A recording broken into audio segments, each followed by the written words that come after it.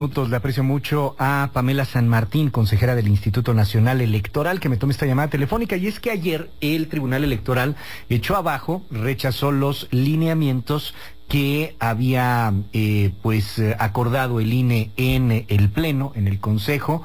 Hubo al menos, más o menos, ahorita le debo el dato exacto, pero 335, 300 y pico de impugnaciones contra estos lineamientos de los mismos partidos políticos. Pamela, gracias por tomarme la llamada telefónica. ¿Cómo estás, consejera? Buenos días. Buenos días, Luis. Saludos a tu auditorio. ¿Cuántos eran? ¿300 qué?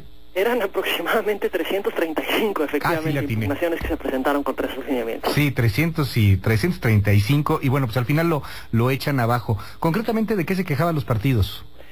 Lo que se alegaba principalmente, y cabe señalar, no solo eran los partidos, habían muchísimas impugnaciones por parte de servidores públicos. Ajá. Por la emisión de estos lineamientos, y principalmente de lo que se quejaban era del hecho de que el instituto no tiene facultades para emitir estos lineamientos, que no podemos regular lo que establece ni poner reglas para actos anticipados de campaña o precampaña, ni para las violaciones al artículo 134 constitucional, que establece que los recursos públicos deben de ser empleados con imparcialidad. O sea, les decían en concreto que ustedes no pueden legislar sobre el tema, ¿no? Creo que era la litis mayor, que no podían entrarle a esos asuntos. Quien tendría que entrarle en dado caso sería el Congreso, modificándolo en la ley. Efectivamente, ese era el argumento. Recordemos que en el caso de la regulación de la propaganda gubernamental, del artículo 134 constitucional, desde el 2007 se estableció en un transitorio de la Constitución la obligación de que el Congreso emitiera una ley reglamentaria. Esta no se emitió en su momento. Otra vez en el 2014 se establece en un transitorio constitucional que el Congreso legisle sobre la materia. Tampoco lo hizo. Y el INE lo que hicimos fue establecer un conjunto de reglas para garantizar la equidad en este proceso electoral, porque hay un dato que es importante. La violación al artículo 134, es decir, la aplicación parcial de recursos públicos o la promoción personalizada de servidores públicos, sí es una infracción en materia electoral. Es una infracción que el Instituto Nacional Electoral tiene que conocer. Y estos lineamientos lo que generaban era certeza respecto de qué entendemos por aplicación parcial de recursos públicos, qué es lo que pueden y qué es lo que no pueden hacer para no infringir esta norma constitucional, que sí existe y que además el instituto está obligado a aplicar.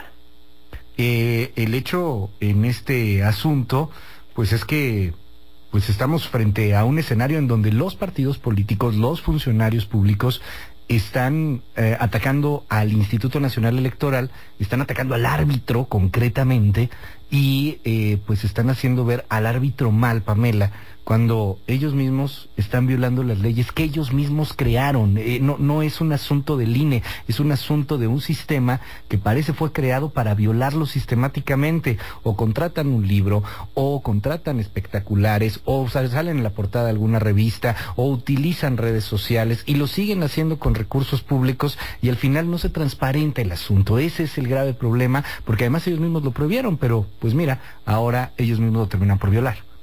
Aquí me parece que lo que preocupa de la decisión mayoritaria de la Sala Superior ayer es cuáles son las reglas con las que vamos a arbitrar las elecciones de 2018. ¿Cómo vamos a garantizar la equidad en las elecciones del 2018?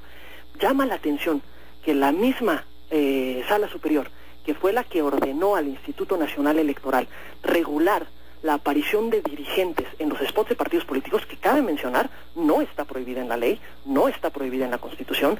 Ellos fueron los que nos ordenaron a nosotros que teníamos que regular esto precisamente en aras de garantizar la equidad de la competencia política. Y es la misma Sala Superior que nos está diciendo que no tenemos facultades para emitir reglamentación y para dar certeza a cuáles son las reglas que deben aplicar para el 2018.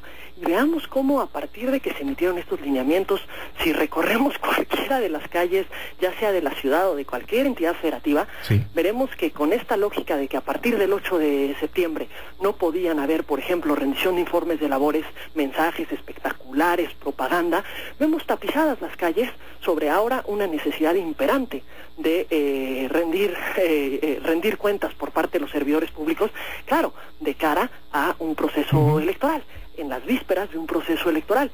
Incluso hace un par de días nos despertamos con la novedad de que ahora los spots, los mensajes alusivos al informe de labores presidencial se difunden no solamente en los mecanismos tradicionales, sino ahora se emplea incluso la cadena nacional para la cadena nacional, que recordemos es una facultad que se le da al secretario de Gobernación para que todas las emisoras de radio y todos los canales de televisión se transmitan al mismo tiempo información que se considera de trascendencia para la nación. Y ahora se emplea incluso la cadena nacional para difundir los mensajes del informe de labores del presidente de la República. Y pues el día de ayer la Comisión de Quejas mayoritariamente decidió que eso es válido, pero creo que sí nos tiene que preocupar las condiciones en las que vamos a llegar a esta elección. La Comisión de Quejas resuelve... a los servidores públicos. La Comisión de Quejas resuelve que es válido, pero creo que tú votaste en contra, ¿no? Yo me pronuncié en contra, el consejero presidente de la comisión, José Roberto Ruiz Aldaña, votó en contra. Yo no tenía voto en la comisión, pero sí me parecía importante entrar a discutirlo con los colegas, porque es un tema de con qué condiciones vamos a llegar a esta elección, qué es lo que vamos a permitir y qué es lo que no vamos a permitirle a los servidores públicos, en aras de que no sea los recursos públicos una incidencia negativa en un proceso electoral. En este caso, Pamela, entiendo que va a ser un poco tierra de nadie, un poco con una sobrecarga de trabajo al tribunal y perdón, pero se están pasando al INE, están jugando con el INE, ponen un lineamiento, los van a tumbar, porque así es la ley, así al final de cuentas es la ley, y hay aquí un asunto fundamental. Ya no se nota a los consejeros como ciudadanos, se les nota como otros funcionarios, y de ahí quizá que se pierda un tanto la credibilidad del instituto por parte de un gran número de ciudadanos. ¿Qué es lo que piensan hacer al respecto? Digo, están hablando, están diciendo cosas en los medios de comunicación, pero pues al final terminan por ser sometidos, Pamela. A ver, me parece que una de las grandes críticas que sistemáticamente se le ha hecho al árbitro es precisamente no frenar ciertas conductas, no frenar condiciones de exceso que se advierten y que advertimos todos. Porque no lo pueden hacer al salir a la calle. Ajá. Y me parece que estos lineamientos fueron una medida precisamente en ese camino. Fueron una medida para decir, ok, estos son los límites que vamos a establecer. No vamos a permitir que hayan injerencias indebidas en las decisiones de los ciudadanos. No vamos a permitir que se violenten las reglas que no son las reglas con las que se va la competencia política, las reglas que nosotros mismos nos hemos dado, que los partidos se dieron a través del Congreso de la Unión. Y se estableció esta reglamentación precisamente para buscar generar condiciones de equidad en esta competencia, para poner reglas muy claras sobre cómo se ejercería el arbitraje a lo largo de este proceso electoral. Y ahora la pregunta es, ¿cómo vamos a ejercer esas reglas de arbitraje? Porque lo que estamos mirando es una decisión que mira todo como un tema de libertades y no de cumplimiento de las reglas que se han establecido en la Constitución y que se han establecido en las leyes.